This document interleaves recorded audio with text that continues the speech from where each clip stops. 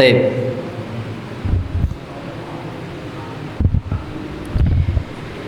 Bismillahirrahmanirrahim. Assalamualaikum warahmatullahi wabarakatuh.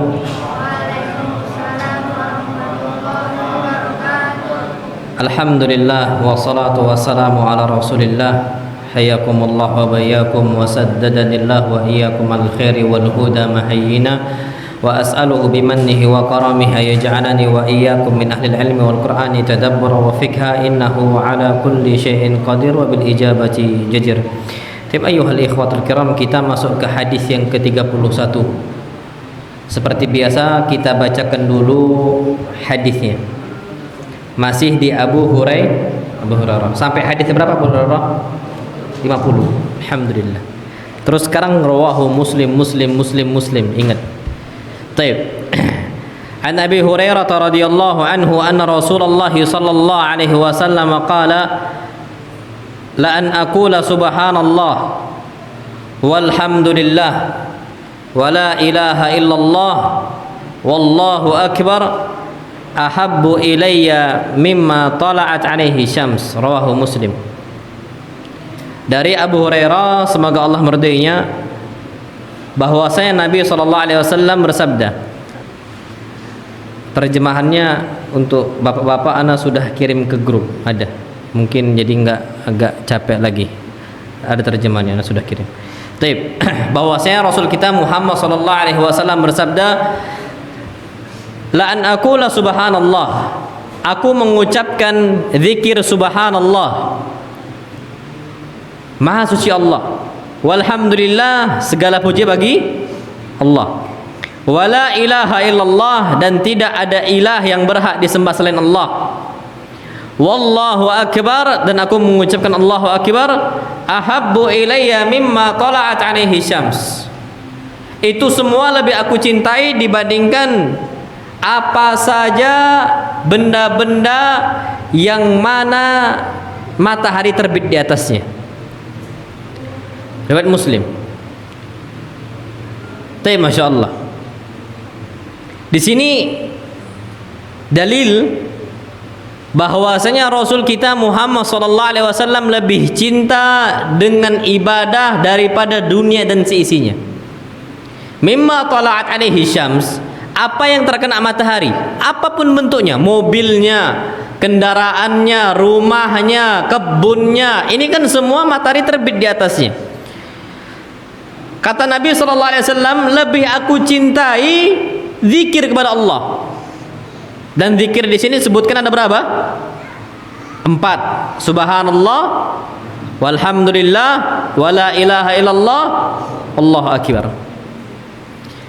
Dan ini mutlak zikir. Tapi kita bisa khususkan pada kondisi tertentu. Contoh dapat rezeki. Ketika dapat rezeki, yang paling tepat ucapkan alhamdulillah, bukan subhanallah. Ketika mendapatkan musibah, ucapkan apa? Subhanallah atau inna lillahi wa inna ilaihi raji'un. Tapi kalau kita mengucapkan alhamdulillah, boleh. Tapi alhamdulillahi ala kulli hal. Segala puji bagi Allah atas setiap kondisi. Kondisi nyaman alhamdulillah, kondisi musibah alhamdulillah. Wala ilaha illallah, dan zikir apa? La ilaha illallah. Dan Masya Allah, secara khusus Nabi kita Muhammad SAW pernah bersabda, afdalul zikri la ilaha illallah, sebaik-baik zikir adalah zikir apa? La ilaha illallah. Tapi la ilaha illallah, zikirnya itu tidak ada ketentuan khusus. La ilaha illallah. Antum tahu kan yang ada? La ilaha illallah. La ilaha illallah. Ana pernah ketika umrah, insyaallah. Ketika umrah, ini tariqah Naqsyabandiyah yang biasa itu datangnya dari orang-orang Urdu. Urdu ini Pakistan. Itu banyak orang-orang sufi. Jadi ketika anak umrah, naik lift lah anak ke lantai, semisal lantai berapa, tiba-tiba stop, anak mau ke lantai 8 misalnya, tiba-tiba stop di lantai 5. Pas lantai 5 di depan lift itu mereka semua Masya Allah Tabarakallah Rahman zikirnya la ilaha illallah, kayak macam ngeri lah pokoknya. Dan ini tidak pernah dicontohkan oleh Nabi kita Muhammad sallallahu alaihi wasallam. Makanya cukup sekedarnya aja la ilaha illallah, la ilaha illallah, la ilaha illallah, la ilaha illallah, la ilaha illallah. Nah, itu yang perlu kita perhatikan. Wallahu akbar, dan Allah Maha besar. Ini zikir, 4 zikir ini kata Nabi kita Muhammad SAW lebih afdal dibandingkan dunia seisinya. Karena memang dunia ini ya di bawah matahari, bumi semuanya. Itu yang perlu kita ketahui. Jadi kalau kita ini cinta sama kendaraan kita, jangan lupa di kendaraan kita mengucapkan subhanallah walhamdulillah wala ilaha illallah Allahu akbar. Kita di kebun kita cinta sama kebun kita, jangan lupa mengucapkan subhanallah walhamdulillah wala ilaha illallah Allahu akbar. Karena zikir yang kita sebutkan lebih bagus dibandingkan apa? Kebun, kendaraan, motor dan sebagainya. Itu pengingat bagi kita semua. Wallahu a'lam bissawab. Baik, hadis yang ke-32.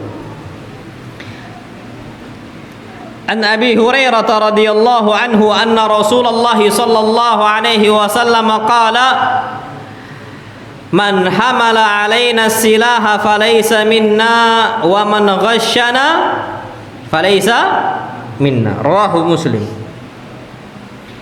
Dari Abu Hurairah, semoga Allah meridainya, bahwasanya Nabi SAW bersabda, man hamala alaina silah, barang siapa yang membawa senjata tajam menodongkannya untuk kami.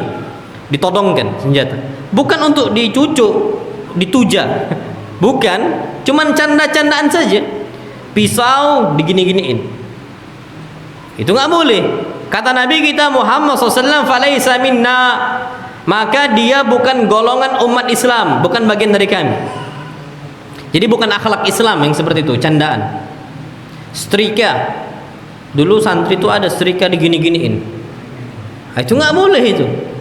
Setrika dicandain kayak gini, itu hukumnya dosa. Masuk hadis ini, man hamala alaina silah falaysa minna, sama kayak motor. Kata Syekh Ibnu Utsaimin rahimahullah, termasuk di hadis man hamala alaina silah, barang siapa menodongkan senjata untuk kami maka bukan bagian dari umat kami. Itu termasuk main motor, ngegas, ada orang di depan dicandain, Nah, itu kalau terjadi falaysa minna, bukan bagian dari golongan umat Islam. Jadi hati-hati bercanda. Bercanda itu pada tempatnya, jangan sembarangan. Apa yang lain lah banyak.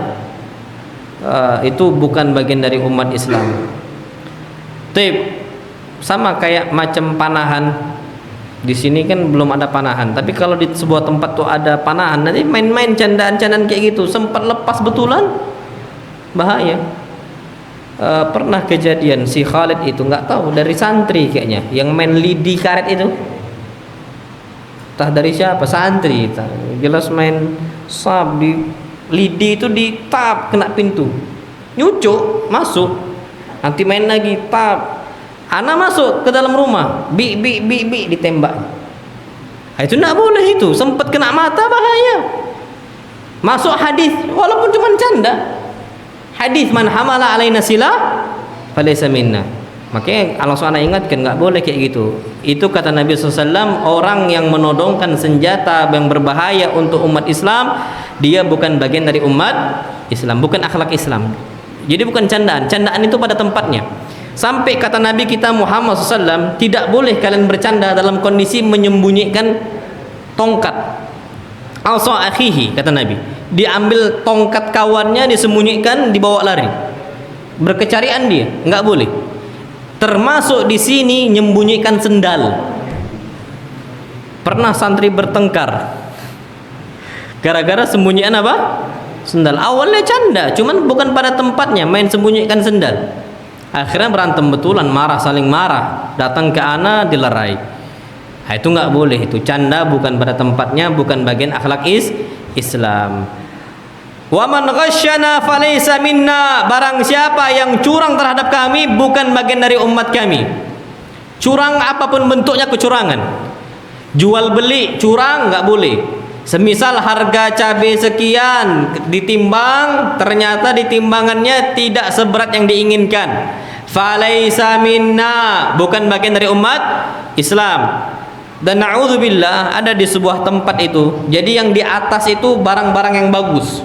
Di tempat di atas papan itu barang-barang yang bagus, dipilih, ketika dipilih sudah ditimbang, dijatuhkan sama dia, cepet diambil yang di bawah. Di Sumatera Utara terjadi. Jeruk Medan, kalau antum mungkin tahu istilah jeruk Medan, itu terjadi di situ. Jadi diambil, udah ditimbang, dijatuhkan, nggak nampak, cepet sekali tangannya, udah lihai, diambil yang dari bawah, yang nggak bagus. Itu terjadi, na'udzubillah. Itu falaisa minna, bukan bagian dari umat Islam. Nggak jujur. Nyontek ketika ujian. Kalau sini nyontek itu apa bahasanya? Ngepek ya? Iya, nggak boleh. Nyontek itu di dalam Islam hukumnya haram. Nggak bisa ya nggak bisa. Itu jujur lebih Allah cintai dibandingkan dusta, walaupun dapat nilai yang bagus. Makanya kata para ulama, Syekh Ibnu Utsaimin rahimahullah, antum dusta ketika ujian, lulus bekerja, maka pekerjaannya itu gajinya haram. Ijazah dalam konteks hasil dari mencontek, haram hukumnya.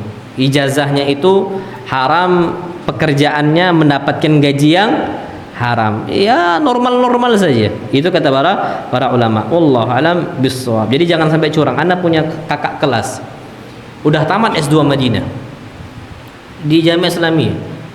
Nama beliau Ustaz Fauzi Rifaldi. Masih di Madinah tapi udah tamat. Beliau ketika paket C kami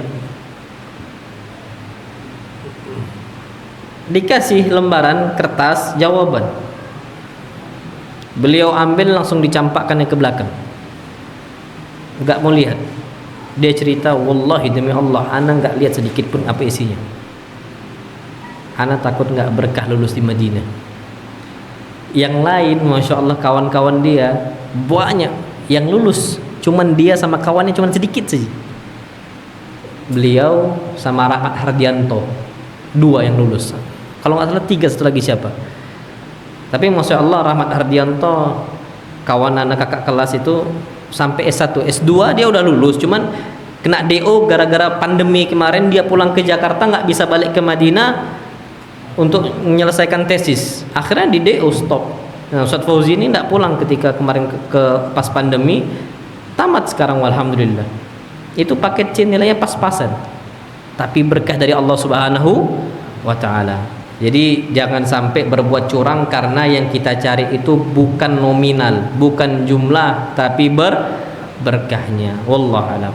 Baik, hadis yang ke-33. An Abi Hurairah radhiyallahu anhu anna Rasulullah sallallahu alaihi wasallam qala, "Idza mata al-insanu inqata'a 'amaluhu illa min thalath." Jika manusia meninggal, terputuslah semua amalnya kecuali berapa? 3. Pertama, illa min shadaqatin jariyah, yang enggak terputus sedekah jariyah. Apa? Masjid. Masjid ini, kita bangun masjid gak akan terputus, karena terus dipakai 5 waktu, masya Allah. Sunnahnya juga dipakai, bukan cuma 5 waktu. 100 jamaah membawa pahala sholat mereka masing-masing. Ternyata 100 pahala orang tadi itu diborong sama yang bangun. Insya Allah sedekah jariyah. Udah meninggal, yang bangun masjid tetap ngalir terus. Nanti antum bakal besar juga punya anak. Ini lama-lama mungkin tambah besar, tambah besar, tambah besar. Semua ada pahala dipikul sama orang yang bangun masjid ini. Jadi kalau semisal nanti perluasan masjid santri, datang ke Ustaz Habib, datang ke Pak D, ana mau bangun masjid Pak D, tapi cuman 2.000. Fatul kasih ini Pak Ustaz Habib, ana cuman 2.000, potong uang jajan ana. Wallahi hatta yaumul qiyamah, sampai hari kiamat itu 2.000 Allah kembangkan. Makanya disebutkan dalam sebuah hadis, yarbu indallah, Allah ribakan Kalau kita riba di manusia hukumnya haram, riba di sisi Allah halal, wallahi halal. Sedikit kita, Allah yang ngembangkan, bunganya itu Allah yang buat. Riba fa huwa yarbu indallah, besar sampai kita meninggal ternyata 2000 udah sebesar gunung yang besar yang nggak bisa dicampai puncaknya. 2000. Makanya nanti kelas itu kan ada bangun kelas baru, itu kan sedekah jariah. Datang, Ustaz, potong uang jajan ana 5.000 bulan ini Ustaz, ana mau bangun itu. 5.000 nggak ada masalah. Semennya, tanahnya, bangunannya itu akan dihitung jariah oleh siapa? Allah SWT. Jadi santri pun harusnya dari sekarang itu sudah dimulaikan sedekah. Nah, santri itu harus rajin sedekah, belajar sedekah, bukan belajar jajan. Jajan tuh nggak usah dipelajari. Insya Allah duit habis itu kalau jajan. Tapi kalau sedekah memang harus ada kesabaran di situ. Bismillah, sedikit tapi continue berkesinambungan, lebih dicintai oleh Allah SWT. Tapi yang kedua, au ilmin yuntafa'u bihi, yang pahalanya tidak terputus walaupun sudah meninggal, adalah ilmu yang bermanfaat. Apapun bentuknya, buku. Ini wasilah antum bisa belajar gara-gara ada buku, kertas dan sebagainya. Gara-gara itu mendapatkan ilmu nggak akan terputus.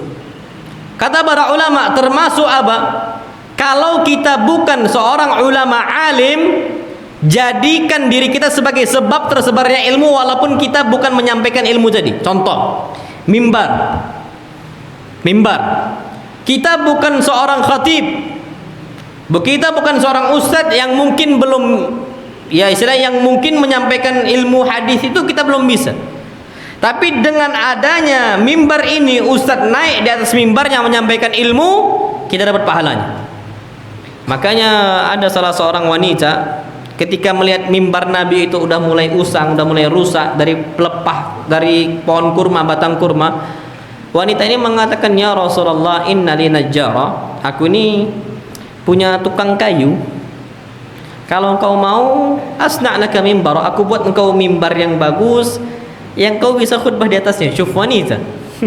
Karena tahu Nabi bakal khutbah di atas itu terus. Fastabiqul khairat, berlomba-lomba dalam kebaikan. Langsung dia tawarkan, mau nggak aku bangunkan, aku buat mimbar. Karena dia tahu Nabi di atas mimbar itu terus menyampaikan ilmu. Kata Nabi kita Muhammad SAW, masyi'ti, terserah engkau, kalau engkau mau aku buatkan. Kalau engkau mau silahkan buatkan untuk saya. Dibuatkan langsung. Itulah yang terjadi. Pelepah kurma tadi atau pohon kurma tadi apa? Nangis. Itu hadis-hadis yang sahih terjadi. Karena ditinggalkan oleh Nabi SAW, ditaruh di pojokan. Sallallahu alaihi wasallam. Kamera. Ini termasuk semua hal yang berkaitan dengan ilmu, wasilah tersebarnya ilmu itu termasuk di situ. Apalagi zaman kita sekarang ini ada namanya itu istilahnya jejak digital.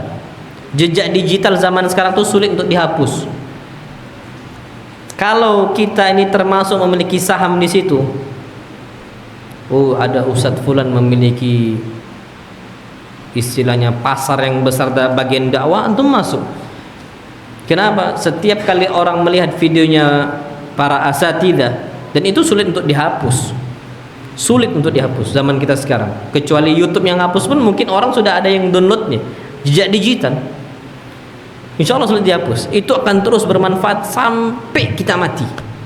Padahal kita bukan ulama, tapi pahala ustadz kita juga bisa borong. Sebabnya gara-gara kita termasuk sebab tersebarnya ilmu. Buku ini juga sama. Ustadz, ana bukan orang yang bisa membaca kitab gundul. Ana kasih antum kitab, Ustadz, fadl dikaji. Ana punya salah satu ikhwah ngomong, Ustadz, ana suka kajian sirah. Ana kasih antum kitab sirah, antum pelajari Ustadz ya, untuk antum kaji sama kaum muslimin. Langsung dikasih beliau. Itu beliau nggak bisa tahu sirah, nggak tahu tentang bagaimana kisah Nabi secara detail dan sebagainya. Tapi yang beliau mau, beliau mendapatkan pahala dari jalur itu. Yang bekerja ustadznya, beliau duduk cuman mendapatkan saham pahala. Jadi seperti itu. Nah, wallahu alam bisawab. Aw waladin salihin yad'u lahu. Atau pahala yang enggak terputus adalah pahalanya doanya anak soleh yang mendoakan kebaikan untuknya. Maka na'udzubillah, kalau kita jadi orang yang enggak pernah mengucapkan Rabbi firli wali walidayya warhamhuma kama rabbayani shaghira. Yang dibutuhkan seorang bapak, yang dibutuhkan seorang ibu itu doa anak, bukan fulusnya, bukan hartanya, bukan jabatannya, bukan duniawi yang lainnya. Yang dibutuhkan apa? Doa anak.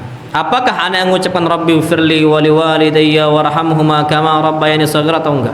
Makanya disebutkan dalam sebuah hadis Nabi kita Muhammad sallallahu alaihi wasallam pernah bersabda, menceritakan ada seorang yang berbuat fajir, maksiat, terus maksiat dia kerjakan.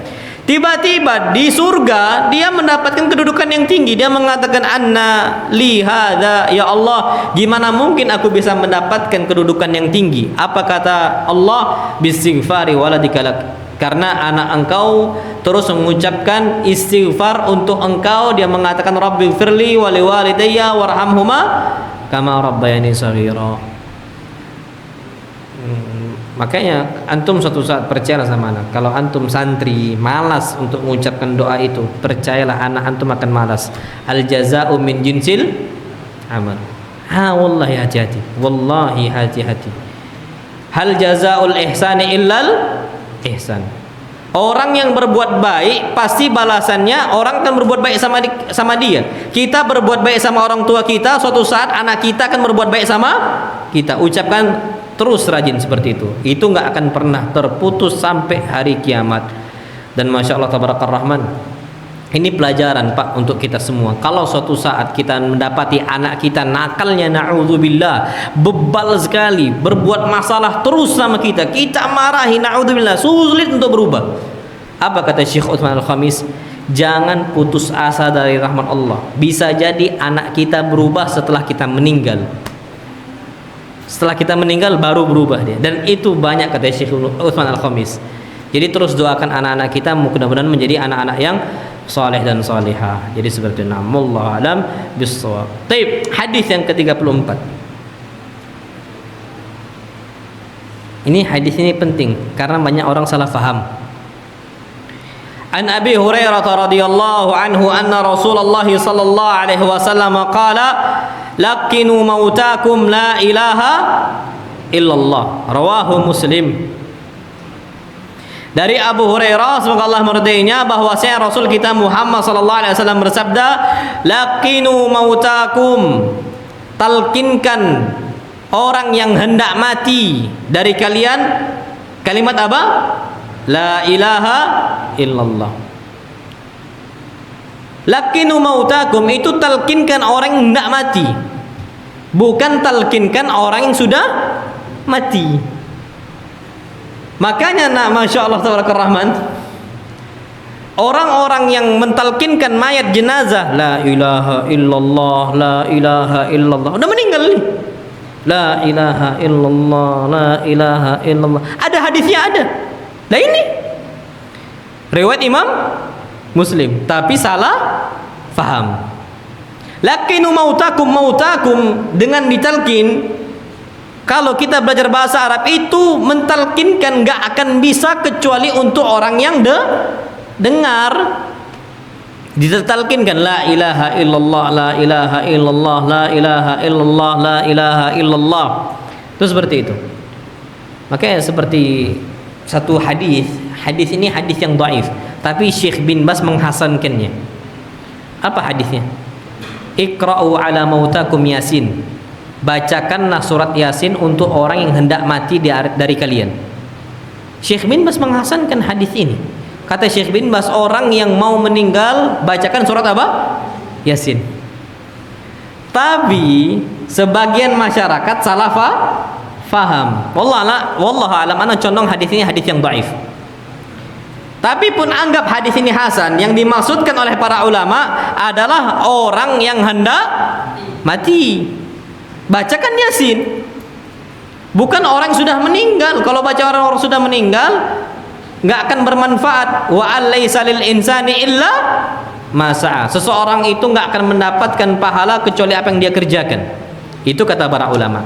Jadi seperti itu. Nah, wallahu alam bisawab. Jadi mentalkinkan la ilaha illallah atau surat Yasin itu khusus untuk mayat yang hendak meninggal. Untuk orang yang hendak meninggal, bukan ketika sudah mati. Jadi seperti itu. Jadi catat mautakum maksudnya orang yang hendak meninggal. Hadis yang ke-35. An Abi Hurairah radhiyallahu anhu anna Rasulullah sallallahu alaihi wasallam qala man kadzaba alayya muta'ammida falyatabawwa maq'adahu minan nar. Rawahu Muslim. Dari Abu Hurairah semoga Allah meridainya bahwasanya Rasul kita Muhammad sallallahu alaihi wasallam bersabda, man kadzaba alayya muta'ammida, barang siapa yang dia itu sengaja berdusta atas nama saya. Dia mengatakan Rasul bersabda padahal enggak, membawakan hadis palsu.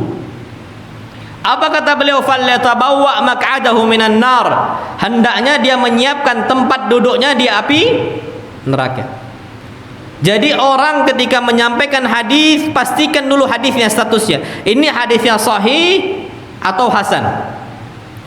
Kalau tidak sahih dan tidak hasan, jangan disampaikan. Apalagi sampai hadisnya hadis batil, hadis maudhu', makdzubun 'ala Nabi SAW. Ini banyak contohnya ketika kita masuk bulan Rajab. Banyak hadis-hadis palsu bertebaran. Dan wallahu alam, kata para ulama, kenapa orang itu membuat hadis palsu? Dikarenakan keinginan pribadi duniawi, salah satu sebabnya. Buat hadis palsu. Contoh, ana sering sampaikan, ceritakan. Antum nggak asing lagi hadis palsu disebutkan Nabi bersabda al-badinjan dawa'un min kulli da', terong obat dari segala penyakit. Terong. Kalau sakit obatnya apa? Terong. Itu hadis palsu. Hadis palsu. Kenapa sebabnya? Kalah tenar sama orang yang jual habbatus sauda. Jadi ada orang jual habbatus sauda, sebelahnya orang jual terong. Yang jual habbatus sauda mengatakan Rasul SAW bersabda, al-habbatus sauda dawa'un min kulli da', habbatus sauda obat dari segala penyakit. Jadi semua orang datang kepada orang yang jual habbas sauda, jintan hitam. Enggak lakulah terong, buatlah hadis palsu biar laku terongnya. Dia mengatakan qala Rasul SAW, Rasul bersabda al-badinjan dawa'un min kulli da', terong ini obat dari segala penyakit. Hadis palsu. Baru laris terong dia, tapi pakai hadis palsu. Falyatabawwa maq'adahu minan nar. Jadi hati-hati membawa hadis-hadis palsu, itu hati-hati. Dan alhamdulillah Syekh Albani rahimahullah membuat nama kitab itu silsilah al-ahadits ad-dha'ifah wal mawdu'ah. Silsilah hadis-hadis palsu dan hadis-hadis lemah. Besar kitabnya. Dikumpulkan sama beliau seluruh hadis-hadis yang palsu dan hadis lemah. Syekh Albani rahimahullah. Banyak sekali hadis palsu, enggak bisa terhitung lagi. Na'udzubillah. Maka orang yang membuat hadis palsu tempatnya di neraka. Itu orang-orang hulu berlebihan, itu banyak menggunakan hadis-hadis apa? Palsu. Taib. Hadis yang ke-36. Hadis ke-36. An Abi Hurairah radhiyallahu anhu anna Rasulullah sallallahu alaihi wasallam qala man da'a ila huda kana lahu min al-ajri mithlu ujuri man tabi'ahu la yanqusu dhalika min ujurihim syai'a wa man da'a ila dhalalatin kana alayhi min al-ithmi mithlu athami man tabi'ahu la yanqusu dhalika min athamihim syai'a. Rawahu Muslim. Dari Abu Hurairah semoga Allah meridainya bahwasanya Nabi kita Muhammad sallallahu alaihi wasallam bersabda, barang siapa yang mengajak kepada sebuah petunjuk, mengajarkan sebuah ilmu, mengajak kepada jalan kebaikan, kana lahu minal ajr, maka dia mendapatkan pahala seperti pahala orang mengikutinya. Kita ajarkan seseorang sebuah petunjuk jalan Allah Subhanahu wa taala. Ngikut dia. Alhamdulillah. Dia beramal saleh, kita ketika itu cuma diam, kita ajak dia. Antum tahu enggak keutamaan fadilah amal ini dan amal itu? Allah mana enggak tahu. Taib. Nabi bersabda begini dan seperti itu. Oh, Masya Allah, anak baru tahu. Dikerjakan. Kita kondisinya ketika itu anggaplah cuman diam, dia mengerjakan, kita diam, kita mendapatkan apa? Pahala. Insyaallah. La yankus dzalika min ujurihim syai'a. Tanpa mengurangi pahala orang yang kita ajarkan. Makanya kata para ulama, merugilah orang-orang yang tidak mengajarkan surat Al-Fatihah untuk anaknya. Rugi. Anak bisa Al-Fatihah sebabnya Pak Ustadz di TPA. Belajar dari siapa nak surat Al-Fatihah? Dari Ustadz di TPA. Pahala yang borong siapa? Pak Ustadz. Kita nggak dapat. Kenapa? Gara-gara yang mengajak kepada sebuah ilmu itu Ustadz. Kita nggak ada ilmunya, tapi Al-Fatihah itu insya Allah kita semua bisa. Jangan pula diserahkan sama Pak Ustadz. Rugilah kita. Wallahi khasarah. Rugi, serugi-rugi. Yang ngajarkan anak malah siapa? Ustadz. Kalau surat yang lain iya, juz 29, juz 30 kita nggak bisa. Betul, kasih ke Ustadz. Tapi kalau Al-Fatihah, ya Allah, semua orang tuh bisa. Anak kita malah bisa dari orang yang lain. Rugi. Makanya kata para ulama di sini, kita mengajak kepada huda, kepada petunjuk ilmu, kita mendapatkan pahala orang mengerjakannya tanpa mengurangi pahala dia. Sebaliknya, Masya Allah, wa man da'a ila dhalalah kana alaihi minal itham mithlu athami man tabi'ahu. Orang yang mengajak kepada jalan kesesatan, jalan penyimpangan, jalan keburukan, dia mendapatkan dosa seperti dosa orang mengerjakannya.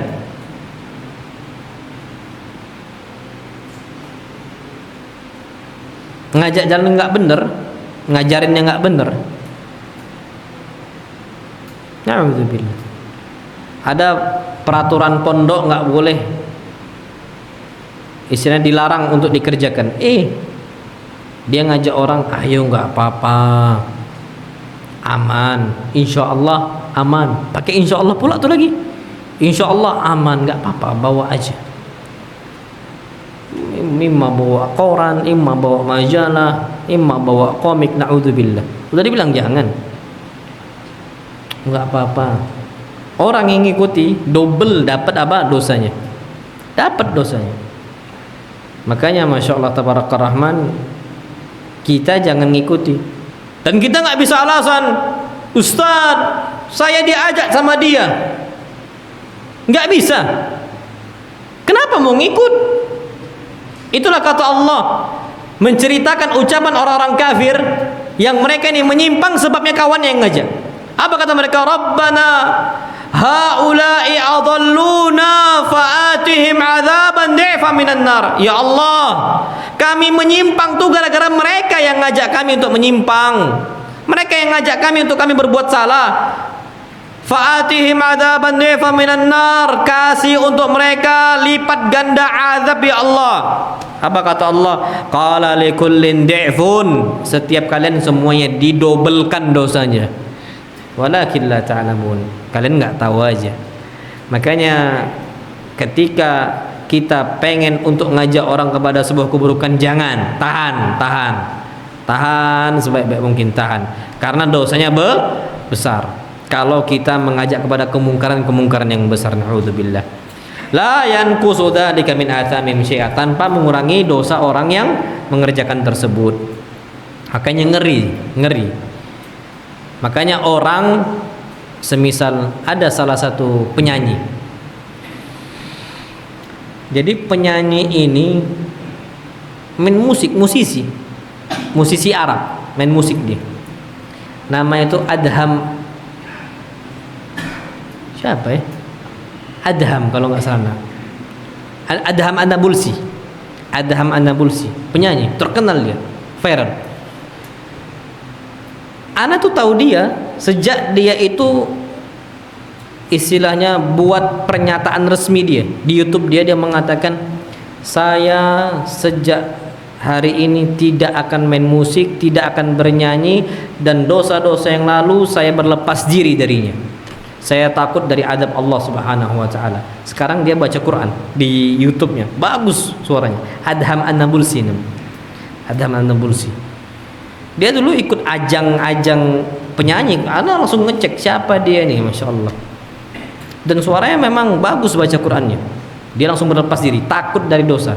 Kenapa? Orang yang nyanyi pakai lirik dia dapat dosa dia kalau dia nggak mengumumkan itu di hadapan halayak umum.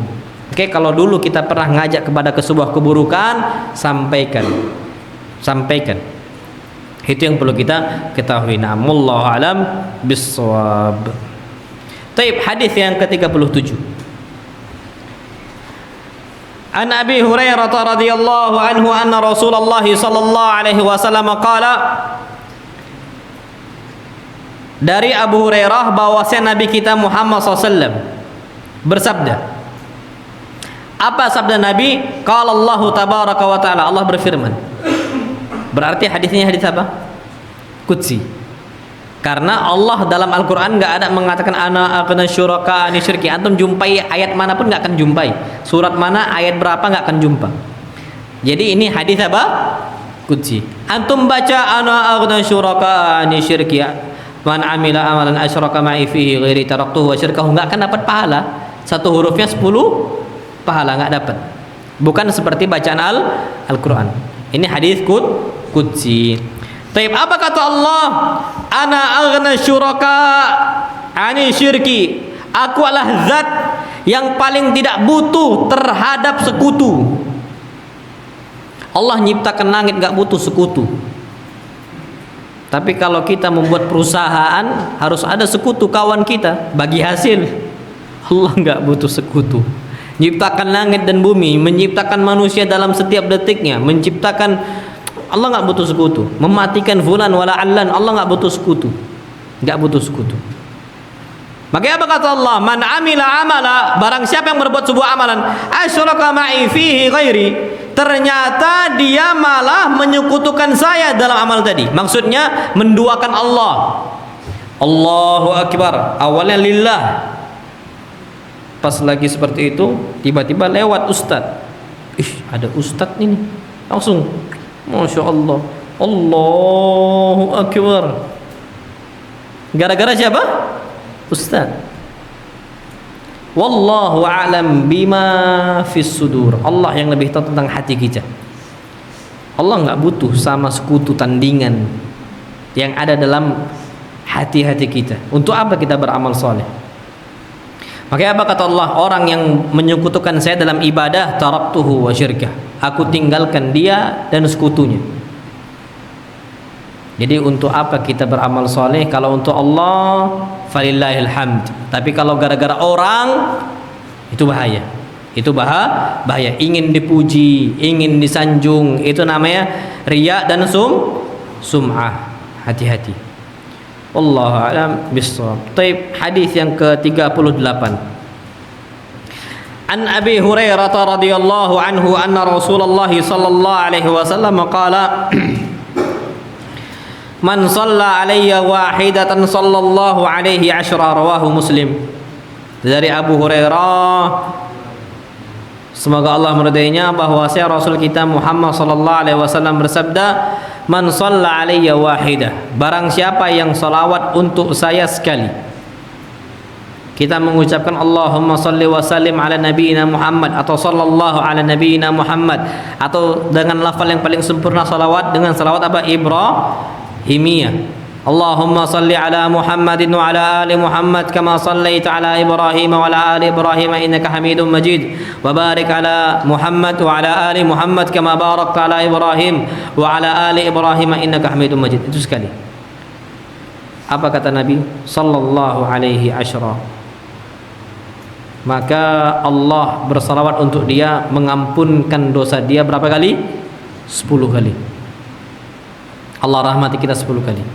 Riwayat Imam Muslim. Makanya jangan sampai malas salawat untuk Nabi kita Muhammad SAW. Ada satu hadis, Nabi SAW memerintahkan para sahabatnya ketika berdoa mulai dengan apa? Salawat. Karena termasuk mustajabnya doa kita ketika kita mulai dengan apa? Salawat. Jadi sebelum doa tuh jangan langsung minta, ya Allah minta ini, ya Allah minta itu. Sebelum itu salawat dulu. Datangkan sebab dikabulkan doa kita. Allahumma salli ala Muhammad wa ala ali Muhammad kama sallaita ala Ibrahim, sampai akhir. Baru kita minta sama Allah. Dia mengatakan, ya Rasulullah, idzan aj'al laka fi salati kulliha. Kalau begitu, saking besarnya salawat, pahala salawat, bolehkah semua doa itu salawat semua untuk engkau? Jadi permintaannya nggak disebutkan, cuma dalam hati, semuanya salawat semua. Apa kata Nabi? Idzan tukfa hammak wa yughfar laka dzambuk. Kalau begitu semua kegundahan-kegundahan engkau akan dihapuskan oleh Allah. Wa yughfar laka dzambuk, dan semua dosa-dosa engkau dihapuskan oleh Allah. Itu untuk orang yang rajin apa? Salawat. Kaget, Allahumma sholli ala Muhammad. Lagi marah. Kayak orang Arab itu ketika jumpai orang Muslim marah sama kawannya, dia mengucapkan sholli ala Muhammad, ya habibi sholli ala Muhammad. Itu sering kita jumpai. Ya habibi sholli ala Muhammad.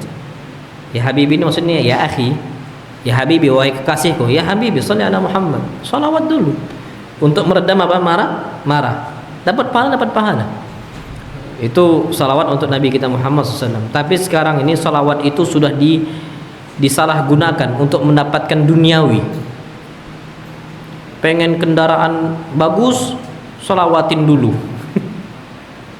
Ditempel Allahumma sholli ala Muhammad. Jadi tujuannya salawat untuk duniawi. Nah, itu bahaya. Kalau memang tujuannya untuk khusus duniawi, itu bahaya. Karena apa? Salah niat dan tujuan. Wallahu alam bissawab. Taib yang ke-39. An Abi Hurairah radhiyallahu anhu anna Rasulullah sallallahu alaihi wasallam qala kullul muslim 'alal muslim haramun damuhu wa maluhu wa 'irduhu. Dari Abu Hurairah, semoga Allah meridainya, bahwasanya Nabi kita Muhammad sallallahu alaihi wasallam bersabda, kullul muslim, setiap muslim atas muslim lainnya hukumnya haram. Apanya? Damuhu, darah. Wa maluhu, harta. Wa irduhu, kehormatannya, haram. Tapi Masya Allah, kalau antum belajar kitab Arba'in Nawawi, illa bihaqqil Islam, 3 ini boleh kita ambil, tapi dengan hak apa? Islam. Contoh darahnya, hukum asal darah seorang muslim haram, tapi pada kondisi-kondisi tertentu boleh. Contohnya orang yang berzina halal untuk ditumpaskan darahnya dengan apa? Rajam. Kisos, orang bunuh orang lain, maka hak bagi keluarga yang terbunuh untuk apa? Kisos, menegakkan kisos. Bunuh balas bunuh. Ana yakin kalau ditegakkan hukum kisos di negara kita, wallahi aman. Wallahi aman. Orang-orang yang teriak mengatakan hukum Islam hukum yang keras, hukum Islam hukum yang tidak manusiawi, dan mereka akan merasakan kondisi hukum Islam hukum yang terbaik ketika keluarganya yang terzalimi. Wallahil azim. Wallahil azim. Ketika kita mengatakan begal harus dibunuh, pembunuh harus dibunuh, dikatakan keras, kita akan tahu ketika putri kita yang terbunuh, kita akan mengatakan balas bunuh. Kenapa nggak dari awal kita mengatakan itu? Makanya kata Allah, walakum fil qisasi hayatun ya ulil albab. Wahai orang yang punya albab, itu otak. Wahai orang punya otak, walakum fil qisas haya, dalam hukum kisos terdapat kehidupan yang banyak sekali bisa dilestarikan. Kalau kita, kenapa banyak begal? Karena habis begal masuk penjara setahun keluar. Itu pun bayar bisa keluar. Murah darah manusia. Tapi sama Allah enggak. Wa maluhu, hartanya. Hartanya itu halal ketika dia istilahnya membuat sesuatu hal yang enggak baik. Contoh mencuri. Halal untuk kita ambil balik. Karena itu bukan harta dia pada aslinya. Dan dia harus dipotong tangan. Yang ketiga, wa'irduhu, kehormatannya. Kehormatan seorang muslim hukumnya haram untuk ditumpaskan, kecuali pada kondisi hal-hal yang sangat penting untuk disampaikan. Contoh, hutang. Fulan suka berhutang, gak bayar. Halal untuk dighibahi, halal untuk disampaikan, ditakutkan banyak akan terus korban-korban yang berjatuhan. Kabur, berhutang kabur, berhutang kabur, berhutang kabur, berhutang kabur. Sampai kata Nabi SAW, layul wajid yuhillu irdahu wa uqubata. Orang yang udah mampu membayar hutangnya, nggak bayar dia, halal untuk dighibahi dan halal untuk dihukum, dipenjara, halal kata Nabi. Jadi pada kondisi-kondisi tertentu Nabi sampaikan fulan nggak baik, fulan gini, fulan gini, fulan gini. Itu penting. Contoh ketika Fatimah bintu Qais dilamar oleh 3 orang. Pertama ada Abu Sufyan, yang kedua ada Muawiyah, ketiga ada Usama. Abu Sufyan ketika itu dighibai oleh Nabi SAW. Tapi ini penting. Apa kata Nabi SAW? Amma Abu Sufyan fala yadhu asahu an atiki. Abu Sufyan itu orangnya bengis, nggak pernah meletakkan apa tongkatnya dari apa nih pundaknya. Suka apa mukul. Jangan nikah sama dia, nanti dipukul kamu. Tapi nggak mau. Nabi sampaikan. Tapi ini penting untuk disampaikan. Boleh halal. Takutnya Fatimah nanti suatu saat dipukul. Nabi nggak mau itu. Amma Muawiyah fasaluk. Kalau Muawiyah jangan nikah sama Muawiyah. Kenapa?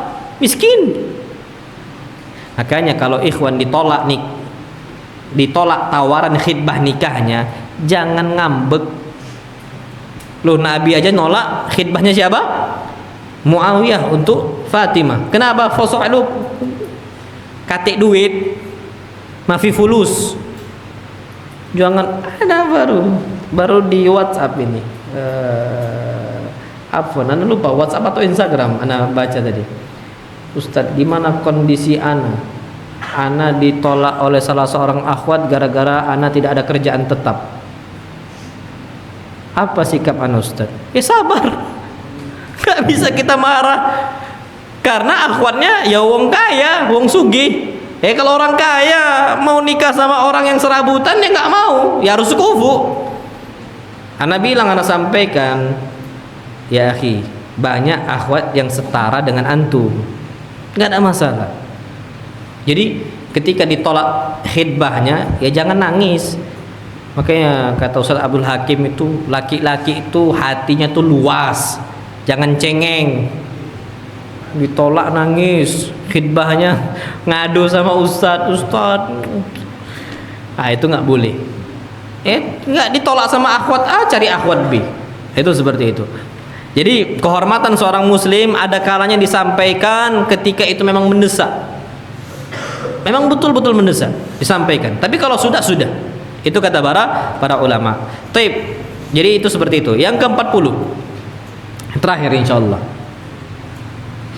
Nah ini masyaallah tabarakallah rahman, ini hadis azim. An Abi Hurairah radhiyallahu anhu anna Rasulullah sallallahu alaihi wasallam qala ma naqasat sadaqatun min mal wa ma zadallahu 'abdan bi'afwin illa 'izza wa ma tawadha'a ahadun lillahi illa rafa'ahu Allah. Rawahu Muslim. Dari Abu Hurairah bahwasanya Nabi kita Muhammad sallallahu alaihi wasallam bersabda, ma naqasat sadaqatun min mal. Sedekah itu tidak akan mengurangi harta kita. Wallahil adzim. Jadi jangan sampai kita ini mikir berkali-kali untuk sedekah. Kapan duitnya ada, langsung kasih sama Allah. Gak akan berkurang, wallahil azim. Orang yang bangun masjidnya, ana yakin uangnya akan terus bertambah. Nampaknya aja berkurang. Macam Nabi kita Muhammad SAW. Nabi itu bisa ngasih satu lembah kambing ke orang itu kan berarti orang kaya. Tapi kenapa seakan-akan Nabi miskin? Karena terus ngasih, tapi datang lagi.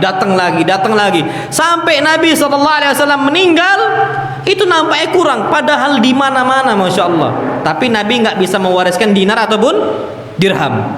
Jadi Aisyah nggak dapat harta warisan, Fatimah nggak dapat harta warisan, karena nggak bisa diwariskan, nggak boleh. Tapi Nabi SAW orang kaya. Abu Bakar juga sama. Sedekah ngasih. Dan Masya Allah Tabarakallah Rahman, 10 sahabat yang dijamin masuk surga, 6-nya itu miliarder. Orang yang duitnya seabrek-abrek. Antum hitung ya? Abu Bakar pertama, itu duitnya Masya Allah banyak sekali. Umar bin Khattab, Uthman ibn Affan, Sa'ad ibn Abi Waqqas, Zubair ibn Awam. Zubair ini tanahnya banyak di Madinah. Zubair ibn Awam, Abdurrahman ibn Auf, itu duitnya Masya Allah sabrak-abrak. Di Mekah ini Abdurrahman ibn Auf ini anak orang kaya, dan otaknya otak bisnis. Kaya Abdurrahman bin Auf. Ketika ke Madinah ditinggalkan semua hartanya di Mekah. Biarkan hijrah, ninggalkan hartanya. Berangkat Abdurrahman bin Auf untuk berangkat ke Nabi kita Muhammad SAW. Habis hartanya sama sekali. Dipersaudarakan oleh Nabi kita Muhammad SAW dengan salah seorang sahabat. Dia mengatakan, aku punya 2 istri, pilih salah satu istri yang engkau sukai, nikahkan dia. Nikahlah sama dia. Yang kedua, aku memiliki harta sebagiannya untuk engkau. Apa kata Abdurrahman bin Auf? La dullani ala suq. Tunjukkan saya di mana pasar. Dan tipikal jualannya Abdurrahman bin Auf di awal pertama kali bukan modal besar, jual barang orang. Kalau istilah kita sekarang ini dropship, jual barang orang, jadi agen. Kita ngomong ke orang punya perusahaan atau punya barang, Pak, ana boleh nggak jual barang antum ya? Nanti kalau laku, ana baru kasih ke antum. Ayo silahkan Ustaz, fadhol, nggak ada masalah. Nanti kasihnya kalau udah laku aja, nyantailah. Halal. Itu Abdurrahman bin Auf. Diambil cangkul karena di Madinah ini penghidupannya sehari-hari ngapain? Bercocok tanam, kurma. Makanya disebutkan Madinah seperti itu, nanam kurma. Oke, kurma yang paling bagus kurma ajwa Madinah. Ngambil cangkul, dijual ke orang, laku baru dikasih. Terus kayak gitu sampai akhirnya hartanya Masya Allah banyak sekali. Ada beberapa sahabat kayak gitu. Memang Allah mudahkan dia untuk seperti itu. Dan Abdurrahman bin Auf termasuk salah satu sebabnya kenapa jadi orang kaya, banyak sedekahnya di mana-mana. Abdurrahman bin Auf, wakafnya itu banyak di mana-mana. Jadi orang kaya. Makanya walhamdulillah, ana yakin orang yang udah sekali bangun masjid, nampaknya mustahil miskin, nampaknya mustahil. Kalaupun nampak miskin itu nampaknya, hakikatnya nggak miskin. Hidupnya nggak akan susah. Wallahil adzim, ana berani sumpah, nggak akan hidupnya itu meronta-ronta miskin tuh nggak akan. Pasti kayak. Karena sedekah sedikit aja Allah kayakan, apalagi sedekah rumah Allah Subhanahu wa ta'ala. Ana yakin di penghujung hidupnya pasti kaya. Dan ana jumpai beberapa ikhwah, sebenarnya yang cinta dunia ini kadang-kadang bukan mereka yang kaya, bukan, tapi kita yang miskin. Sebenarnya orang yang kaya bisa sedekah, orang miskin juga apa? Sedekah sama. Kita nggak bisa alasan, oh anak nggak sedekah gara-gara miskin. Loh, berarti kita yang cinta dunia. Kita banyak nuding orang kaya, hubbud dunya, cinta dunia. Mereka ngasih, kita nggak ngasih. Siapa yang cinta dunia? Kita. Asli gitu. Makanya Masya Allah Tabarakallah Rahman, Kenapa mereka Allah kasih terus jalan harta, jalan harta, jalan harta? Karena memang sedekahnya itu banyak. Sedekah itu apa? Banyak. Makanya Masya Allah Tabarakallah Rahman, kalau bisa jadilah orang yang punya saham dalam agama Islam berupa harta. Ustaz, kan ada hadis orang miskin itu lebih dulu masuk apa? Surga. Naam sahih. Kenapa orang miskin lebih dulu masuk surga? Karena hisapnya sedikit. Ya harta sedikit kok. Kalau orang kaya harta triliunan, wajar masuk surganya apa? Lama. Macam Abu Bakar, macam Uthman. Naam sahih dihisap. Dan ana berharap kayaknya kalau Abu Bakar, Uthman dan sebagainya itu masuk surga tanpa hisab, tanpa azab. Orang yang seperti hartanya Abu Bakar yang dibawa para sahabat, ya dihisab wajar. Dan lama gara-gara hartanya apa? Banyak. Tetap kedudukan orang yang kaya ngasih untuk agama Allah jauh lebih tinggi dibandingkan orang miskin. Jadi seperti itu. Wallahu alam bissawab. Jadi kalau bisa berharap jadi orang kaya, bukan jadi orang miskin. Kan ada hadisnya, Allahumma ahyini miskina, ya Allah hidupkan saya dalam kondisi miskin. Hadis itu sahih tapi pemahamannya salah. Allahumma ahyini miskina artinya bukan ya Allah hidupkan saya dalam kondisi miskin, bukan. Ya Allah hidupkan saya dalam kondisi tenang. Miskin itu dari kata maskana, tenang. Bukan miskin katik duit. Karena Nabi banyak hartanya, tapi Nabi terus ngasih. Itu kata para ulama. Justru Nabi itu berdoa uangnya itu apa? Banyak untuk sedekah. Nabi mengatakan Allahumma aktsir mali, Allah perbanyak harta saya. Doa Nabi. Allahumma rzuqna bi halalika an haramik. Doa Nabi, minta rezeki dari Allah Subhanahu wa taala. Tapi yang kedua, wa ma zadallahu 'abdan bi'afwin illa 'izza, dan tidaklah Allah itu menambah seorang hamba dengan memaafkan kecuali Allah akan tambah dengan keperkasaan. Jadi kalau orang suka memaafkan, ana yakin wibawanya tinggi. Enggak suka ngedumel, dizalimin sama orang, diam aja di. Orang mau ngomong apa, kontan ngomong apa. Fulan ni A B C D. Dia enggak peduli sama orang tuh, enggak peduli sama omongan orang. Itu bagus.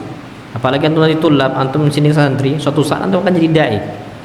Dan orang jadi dai itu pasti banyak omongan. Jadi orang yang enggak mau tahu.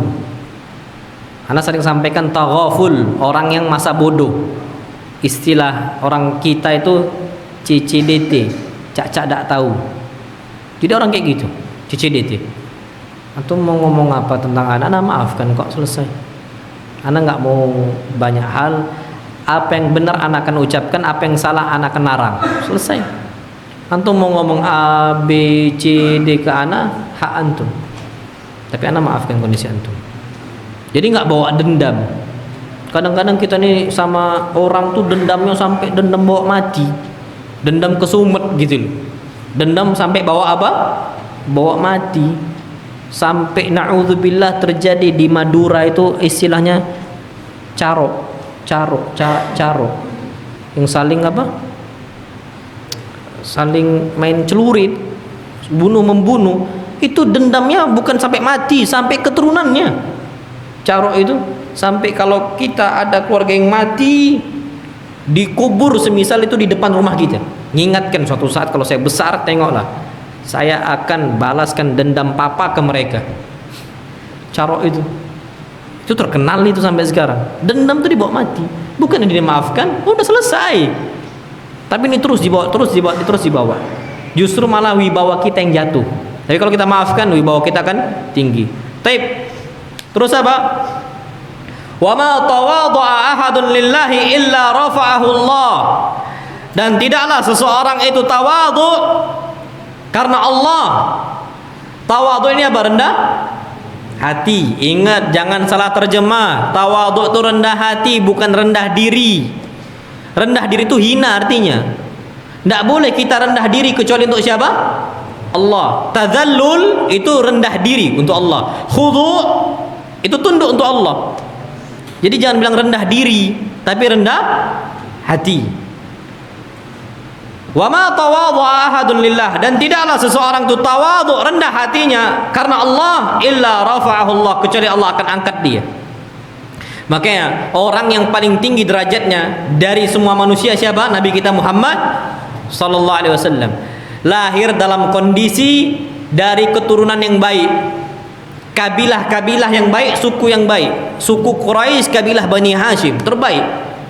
Cucunya Abdul Muttalib, terbaik. Tapi enggak pernah disinggung oleh apa? Nabi kita Muhammad sallallahu alaihi wasallam. Justru ketika itu ada salah seorang Arab Badui jumpa sama Nabi SAW, kaget saking wibawa Nabi tinggi. Apa kata dia? Hawin alik, jangan kaget, biasa saja jumpa sama saya. Tawadhu Nabi kita SAW. Apa kata beliau? Innama ana ibnu imra'atin ta'kulul qadid.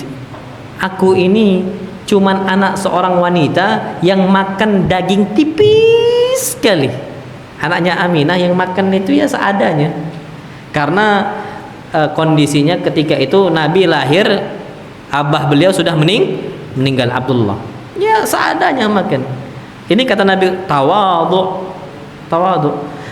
Makanya derajatnya tinggi. Nabi SAW, Masya Allah, Nabi lagi kajian. Ini beda kita kajian dengan Nabi SAW kajian. Wallahiladzim. Nabi lagi kajian SAW dengan para sahabatnya, ramai sekali. Faja'a Arabiyun, datanglah orang Arab Badui. Pas masuk, apa kata Arab Badui tadi? Ayyukum Muhammad, siapa dari kalian bernama Muhammad? Yang mana Muhammad nih? Kalau kita ketahuan, oh itu ustadznya yang paling di atas, tempatnya pun dibedakan.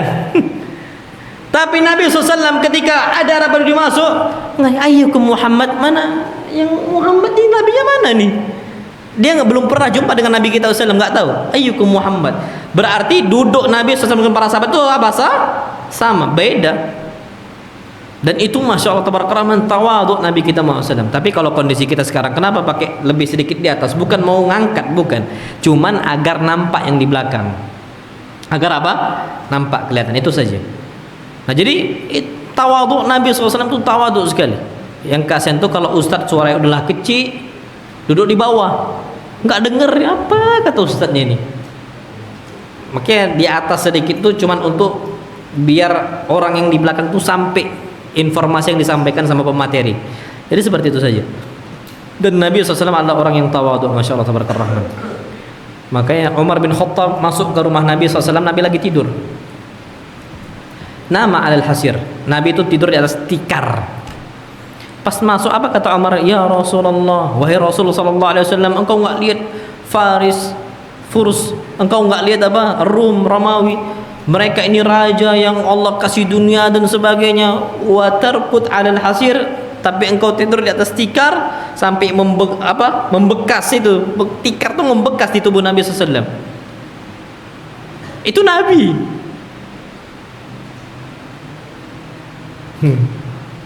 Ada nggak sekarang?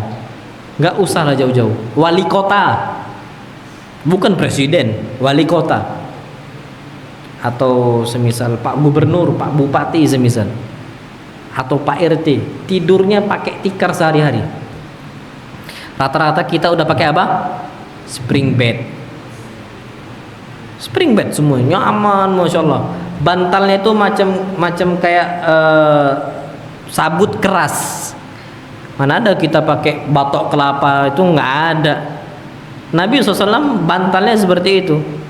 Dan itu kondisi beliau tawadhu. Baju beliau sallallahu alaihi wasallam, antum tahu baju yang macam kayak nyuci piring itu yang sabut kelapa, itu yang dipakai Nabi SAW di kulit.